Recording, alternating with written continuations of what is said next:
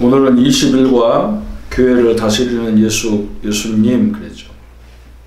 그러니까 부활하신 주님이 우리 속에 계시다. 그리고 두 번째는 교회를 다스리신다. 20일과는 사실 굉장히 중요한 거예요. 이 사도행전에서 사도행전 1장에 그리스도 하나님 나라 성령 충만한 언약을 붙잡고 마가다라 방 모여서 기도했단 말이죠. 그때 하나님이 그 모임에 오순절이라고 하는 그날에 성령의 충만한 역사가 일어났어요. 그래서 사도행전 1장부터 11장까지는 마가다라 방에 사역이 시작됐는데 거기는 주로 어디서 일어났냐면 모임을 통해서 역사가 일어났어요. 그런데 바울이 사도행전 안디옥 교회 사역은 뭐냐면 개인을 세우는 일을 했어요. 제자를 세우는 일. 확실한 일꾼 하나 세우는 일이 굉장히 중요하게 중심을 둔 거예요. 예수님이 제자를 마지막에 부탁하시면서 제자를 세우라고 했잖아요. 어떤 제자냐? 우리 자신이 교회잖아요. 그죠?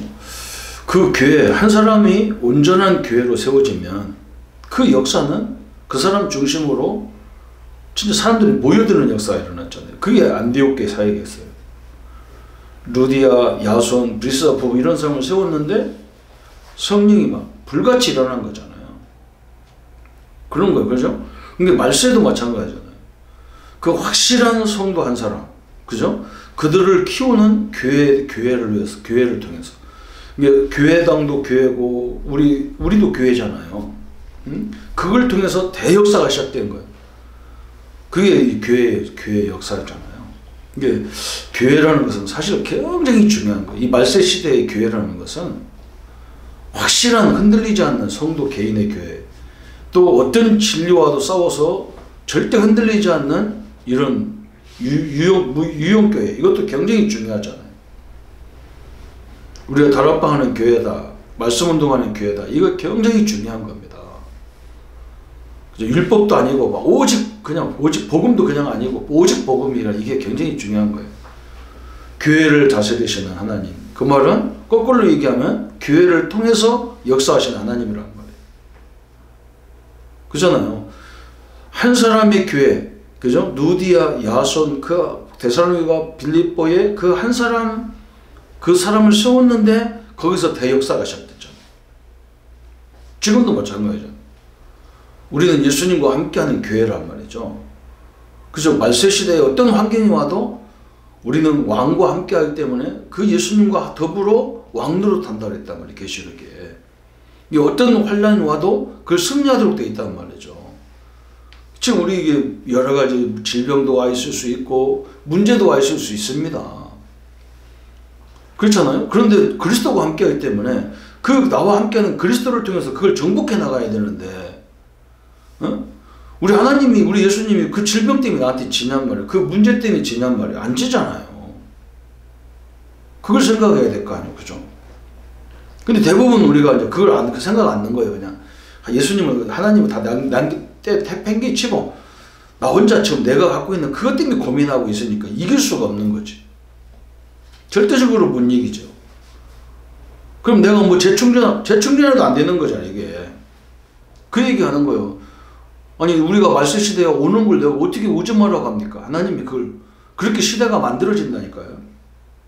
4차 시대, 여러분 그렇잖아. 제가 어릴 적에 봐도, 우리는 뭐 아침에, 우리 학생들, 우리 초등학교 다닐 때, 우리 중학교 다닐 때, 그때 너무 가난한 시대라, 학생들이 학교 오면서 염소 같은 거 끌고 온다니까. 가서 밭에다 메고, 그러고 학교 가고. 학교 오면서 그거 끌고 가가지고 집에다 갖다 놓고. 또 어떤 애들은 너무 그것도 어려운 애들은 가서 막 학교 갔다 오면 가방 갖다 놓고 가서 풀 뜯다가 그거 뭐 토끼 키우고 닭 키우고 염소 키우고 그러면서 그걸 벌어갖고 학교 다닐 때도 있고. 그렇게 살았다고. 그런데 그때는 영적 문제, 정신 문제 이런 게 별로 없었어요. 근데 지금은 여유가 너무 많으니까 사람들이 생각이 너무 많다 보니까 정신 문제가 심각하게 왔는 거예요. 마음의 상처에 이런 것들이 굉장히 많고, 그래서 남한테 이렇게 아쉬운 소리도 못 듣는 그런 시대가 왔단 말이죠. 그러니까 지금 앞으로 4차 산업이 시작되면 더 편해지는데, 지금도 편하게 사는데 옛날에 앞으로 가면 더 편한 시대가 오는데 역으로 오면 영적 문제는 더 많이 쌓이는 거예요. 정신 문제, 영적 문제는. 그럼 우리가 그걸 어떻게 할 거냐는 말이에요. 우리 신자들도 그걸, 이 축복을 못 누리면 거기서 다 넘어지는 거예요. 그냥 맨날 갈등하다가 인생을 끝내야 되잖아요. 그래서 오늘 이 부분이 굉장히 중요하다. 하나님은 우리를 성전 만들었단 말이죠. 우리를 교회를 만들어버린 거예요. 그래서 우리가 이 교회가 모이면, 성도들이 모이면 그게 교회당이 되는 거잖아요. 이게 개인의 교회와 모이는 교회당이 두 개가 다 중요한 거예요. 우리는 다른 것 때문에 모인 집단이 아니잖아. 복음 때문에 모인 집단이기 때문에 그래서 굉장히 중요하잖아요. 그래서 오늘 그 서론에도 그랬어요. 예수 그리스도는 부활하셔서 최대한 관심을 가진 곳이 교회다. 한 가지 중요한 사실은 교회당과 교회는 다르다는 것인데, 교회도 두 가지로 구분할 수 있다. 예배, 교제, 교육을 위해서 모이는 것을 유용교회, 교회당이라고 하죠. 이거 보고 성도 개인을 무용교회라고 합니다. 그럼 무용교회를, 첫 번째 성도 개인을 지금도 다스리고 계신데 무용교회, 그죠? 그 한 사람을 통해서 하나님은 굉장히 큰 역사를 이루려고 한단 말이죠. 주님이 근본적으로 하시는 일이 뭐냐? 계시록 2장 1절에 보면 진리와 비진리를 구분하신다. 또 두 번째, 낙심한 제자를 다스리신다. 요한복음 21장에 낙심한 제자에 찾아오셨잖아. 베드로에게 찾아오셨잖아. 그 제일 먼저 책망한 게 아니라 네가 나를 사랑하냐? 응? 그럼 내 어린 양을 먹여라. 우리 같으면 뭐야? 너 정치 상태 틀렸어. 너 치유받고 와. 이래야 될 건데. 아니, 낙심해서 지금 좌절하고 가는 사람 뭐 붙잡고 바로 이 사역을 얘기한. 네가 나를 사랑하면 내 어린 양을 먹여라. 무기력해진 성도에게 오셨잖아요. 그죠? 누가복음 24장 엠마오로 가는데 얼마나 무기력한데, 사람이 그렇잖아. 너무 무기력하고 낙심하면 옆에 누가 있는지도 몰라. 예수님이 따라오고 같이 와서 얘기하는데도 예수님을 못 알아봤다니까. 그럼 예수님이 말씀한다. 야, 니네들 예수가 부활했다는데 들었냐? 했더니, 아이고, 뭐 예수가 아이고, 우리가 죽는 걸 봤는데 어찌게 부활합니까? 말 듣지도 않는 소리 하지 마소. 우리 같으면 기시하게 내가 딱 때려 정신 차려라. 그랬는데 예수님이 뭐라고 하냐? 그 영안을 열어주잖아. 그래서 예수님을 보게 만들었단 말이죠. 또 기도하는 성도를 다스리잖아요. 사도행전 3장 1절에 성전 미문에 기도하러 들어가다가, 기도하러 가는 게 아니라 우리 사실 기도하러 간다고 생각하니까 딱 그 자리에 가서 기도만 하고 나오는 거지. 가는 과정에 하나님이 뭘 준비했는가를 봐야 되는데 딱 생각이 거기만 잡혀있단 말이에요. 매일 만나는 성전 안진뱅이를 딱 보는 순간에 이 친구에게 그리스도가 필요하고 이게 딱 보인 거지. 또 증거하는 성도들을 다스리신다. 스테파니. 응? 순교 방황하면서 그러잖아. 저들이 몰려서 이렇게 이런 일을 저지른다는 거예요. 우리 같으면 하나님 저거 다 원수 꼭 갚아주십시오. 이렇게 기도해야 될 거 아니에요. 또 모든 성도 한 사람씩 다스린다. 그렇잖아요. 각 지체가 다 중요하잖아요. 우리 몸의 지체가 안 중요한 게 어디 있습니까? 다 중요한 겁니다. 그래서 바울은 이 교회를 우리 지체로 설명했단 말이에요. 성도들을 다 지체라. 예수님은 우리 머리요, 우리는 그 몸이다. 그래서 그 지체라는 거예요. 지체가 하나도 필요 없는 게 어디 있냔 말이에요. 다 필요한 거지. 성도 한 사람씩. 또 주님이 다스리는 방법은 아예 내 안에 내주어서 다스리는 내주에서. 보세요. 한번 생각해 보세요. 내 안에 내주하신 하나님, 병들은 하나님이 아니잖아요. 내 안에 있는 내주한 하나님이 어디 부족한 하나님이 아니잖아요. 그분이 나같이 이런 부족한 사람에게 와 계시다는 그 자체가 너무 소중한 거고, 그걸 누려야 되는데 내 어려운 걸 누리려고 그걸 가지고 다 신경 쓰니까 방법이 없는 거예요. 계시록 3장 20절에 예수님이 직접 말씀하셨어요. 내가 문 밖에 서서 두드리노니 나를 영접하는 자는 나는 그와 더불어 먹고 그는 나와 더불어 먹으리라. 고린도서 13장 13절에 그죠? 성령 삼일체 하나님이 우리와 함께하는 거. 하나님이 지극하신 사랑하심과 그죠? 예수 그리스도의 크신 사랑과 하나님의 지극하신 사랑으로 성령의 역사하심이 함께할지어다. 그래서 삼일째 하나님으로 함께한다는 거예요.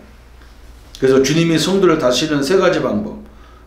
성령으로 충만케, 그죠? 하나님이 나와 함께하는 걸로 충만케, 내가 하나님의 자녀라는 것으로 충만케, 내가 연약해도 하나님의 자녀고, 내가 질병이 있어도 하나님의 자녀라는 충만함을, 그죠? 이걸 누리게 만드는 방법. 그렇게 하시는 거고. 두 번째는, 그래서 이 내게 주어진 것들 가지고 나중에 그거 가지고 그리스도의 증인이 되는 거라.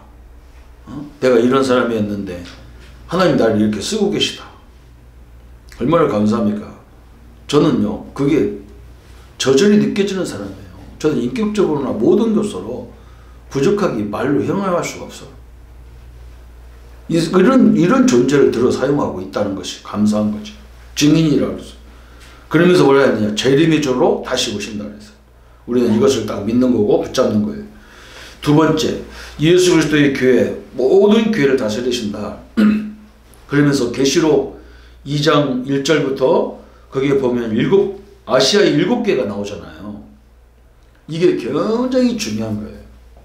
하나님은 이 말세에 이 복음 가진 교회와 복음 가진 성도를 통해서, 그죠? 이 말세를 이기도록 하나님 역사하신다는 거예요. 한마디로 말하면. 그 교회를 막 이상하게 설명할 거 없어요. 그런데 이 구성원들이 그걸 모르는 거예요. 첫사랑을 다 잊어버렸다잖아. 첫사랑을 잊어버렸다는 말은 뭐냐? 우리가 복음을 잊어버린 거고 내 존재의 가치를 잊어버린 거예요. 한번 생각해 보세요. 뭐가 외도입니까? 자기 부인이 있는데, 자기 남편이 있는데 자꾸 딴 남편을 생각하는 것이 이게 외도잖아요. 하나님이 나와 함께 하는데 자꾸 근원을 딴 데서 찾으려는 게 이게 외도예요. 이게 병들어진 거고 이게 타락한 거예요. 영적으로 심각한 타락인 거예요. 아니, 내 신랑이고 나와 함께하는 그리스도가 부족함이 있냔 말이에요. 나는 육신에 나는 부족하고 나는 연약한데 내 안에 계신 하나님은 전혀 부족함이 없단 말이에요. 그럼 얼마나 감사해. 그렇잖아. 한번 생각해 보세요. 내 육신의 남편, 우리 육신의 아내가 막 굉장히 막 똑똑한 사람이고 재력도 있고 인격도 갖춰져 있고 다 갖춰졌다. 그걸 감사하고 그렇게 돼야 되죠. 야, 내가 부족하니까 이런 사람 붙여서 이렇게 역사하시는구나. 너무 감사해야 되지. 어떤 사람은 뭐냐? 자존심이 상한 거야. 내 부인이 너무 똑똑한 게 기분 나빠. 자존심이 상한 거야. 내가 남자로서 말이야, 여자한테 얻어먹고 살고 막 자존심 없어. 그 바보지. 그 상 바보가 어딨어 그게. 내가 부족하니까 이런 분을 만났으니까 내가 이런 좋은 조건이 있을 때 내가 잘 준비해가지고 그래서 내가 든든하게 살면 되잖아요. 제가 옛날에 우리 장모님 한 분이 그런 얘기, 장모님 얘기 저도 들은 얘기인데, 이분이 교수님인데, 장모님이고 교수님인데 자기 집에 식모가 들어온 거예요. 이 젊은 딸내미가 들어온 거예요. 그래서 그 사람 자기네 식모지만 딸처럼 잘 이렇게 하면서 이렇게 살았는데 자기 큰아들이 어느 날요 결혼 대상자가 있다는 거예요. 그러니까 자기 큰아들 믿으니까 그래 한번 데리고 와봐라. 누구냐 그러는데, 아니 우리 집에 있는 식모가 자기가 좋아하는 여자라는 거예요. 그럼 교수님이 초등학교도 제대로 안 나온 사람, 학교도 제대로 공부 안 한 사람이 우리 며느리가 된다니까 다른 사람 같으면 난리 대발 할 거 아니야. 그러니까 이 교수님 대회가 뭐라고 하냐면, 장모님 대회가 그러면 조건이 있다. 조건이 있는데 결혼을 허락하되 조건이 있다는 거예요. 무슨 조건이 있냐? 엄마 아빠가 이 딸내미를 교육을 하겠다. 학교 교육을 시키겠다. 그 조건이다. 그러니까요. 얼마나 좋아. 자기 며느리를 직접 이 사람들을 가르친 거예요. 초등학교 과정, 중학교 과정, 고등학교 과정 다 가르쳐가지고 검정고시 다 합격시켜가지고 대학을 시험 봐갖고 대학을 합격했어. 그래가지고 진짜 이제 막 자기 아들 못지않은 인물을 만들어놨어. 그 얼마나 멋있습니까? 그렇잖아요. 딴 사람 같으면 그럴까요? 자존심 상하고 말이야.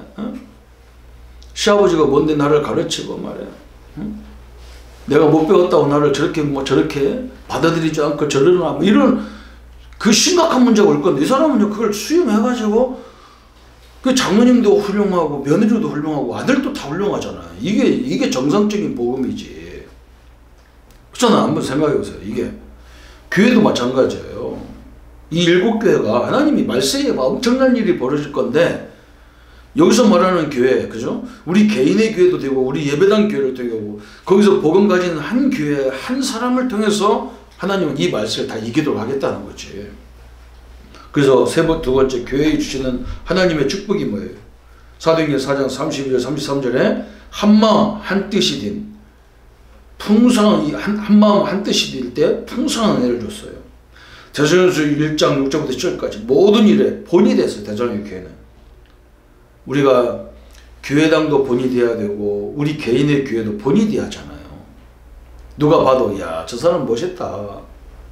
이렇게 돼야 되잖아요. 히브리서 10장 25절에 주의할 것. 그래서 말세에 엄청난 영적인 혼탁이 올 건데 사람들이 이상하게 교회가 멀어지고 교회가 싫어지고 예배 모이는 것도 싫어지고 이제 코로나 오니까 이제 더 그런 생각이 들잖아요. 아이고 집에서 드리지 뭐 그래 집에서 드려.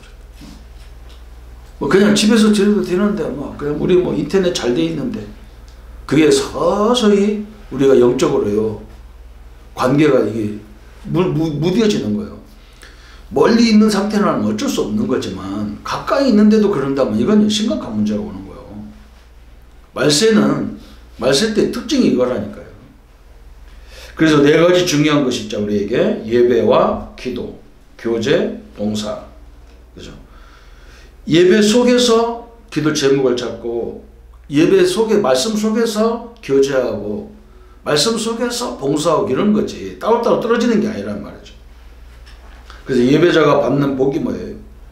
아브라함도 복의 근원적인 응답을 받았잖아요.